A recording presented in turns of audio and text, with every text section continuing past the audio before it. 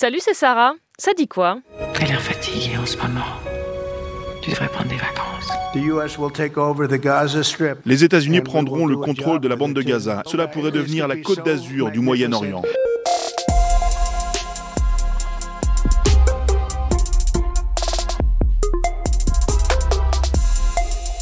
C'est la nouvelle déclaration incroyable de Donald Trump. Le président américain veut superviser la reconstruction de la bande de Gaza et, tu l'as entendu, en faire la Côte d'Azur du Moyen-Orient. Cela nous appartiendra et nous serons responsables du démantèlement de toutes les bombes qui n'ont pas explosé et des autres armes présentes là-bas. Et ce n'est pas une décision prise à la légère, selon lui. Il a aussi répété que les habitants de Gaza pourraient aller vivre en Égypte ou en Jordanie, sauf que ni ces deux pays ni les Gazaouis ne sont vraiment partants. Donald Trump qui s'exprimait lors d'une conférence de presse à l'occasion de sa rencontre avec le Premier ministre israélien à Washington, Benjamin Netanyahou, pour qui une prise de contrôle des États-Unis sur Gaza pourrait changer l'histoire. Mais alors, sur quels moyens légaux les deux hommes s'appuient pour faire ces propositions?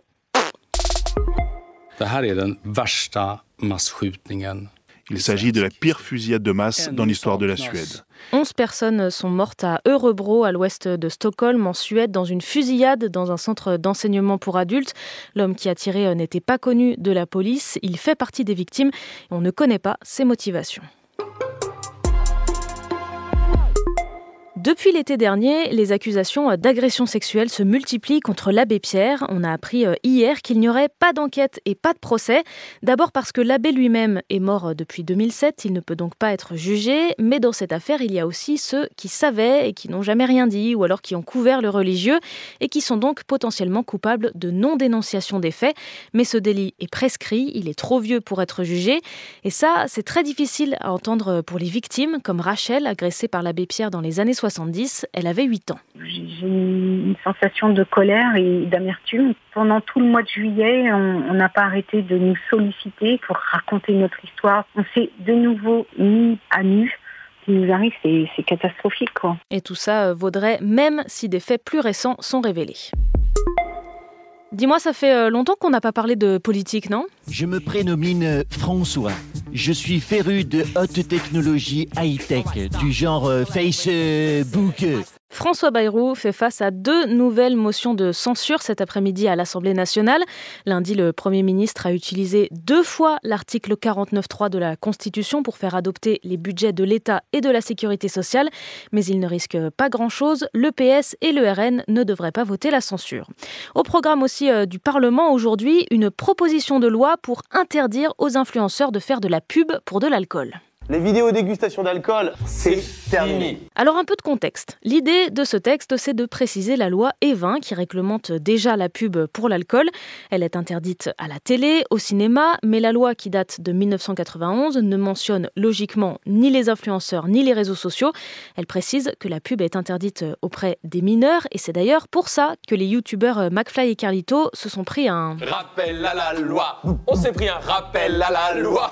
Malgré leur mention. L'abus d'alcool est dangereux pour la santé, attention à l'abus. Consommer avec modération. Voilà. Dans leur vidéo dégustation d'alcool. Cette phrase, beaucoup l'affichent, mais sur les réseaux, c'est loin d'être le cas de tout le monde. Ok les amis, je vais vous expliquer comment on fait du schnapps, autrement dit de la goutte, chez nous. La proposition de loi veut aussi interdire l'affichage de publicité pour l'alcool à moins de 250 mètres des établissements scolaires ou recevant des mineurs. Si jamais tu bois un peu d'alcool, je crois que je vais le dire à ta maman. Il reste un peu moins d'1 mois avant la cérémonie des Oscars et Netflix a pris des mesures pour s'assurer qu'Emilia Pérez, le film de Jacques Audiard, soit primé. La plateforme qui distribue le film aux États-Unis a évincé l'actrice principale, Carla Sofia Gascon, de la campagne de promotion. Elle est restée en Espagne alors que le reste de l'équipe enchaîne les interviews aux États-Unis avant la cérémonie.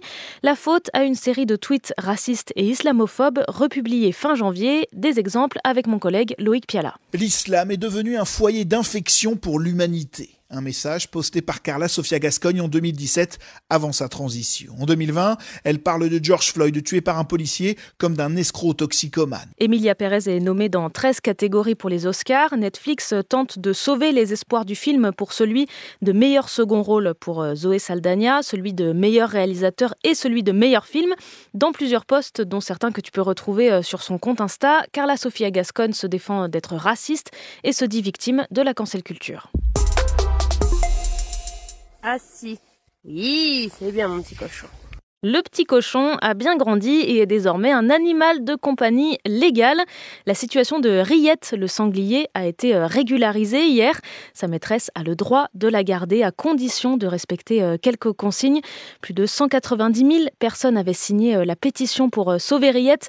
Et moi, je te laisse sur cette bonne nouvelle. C'était Sarah de France Info. Allez, ciao. Marie.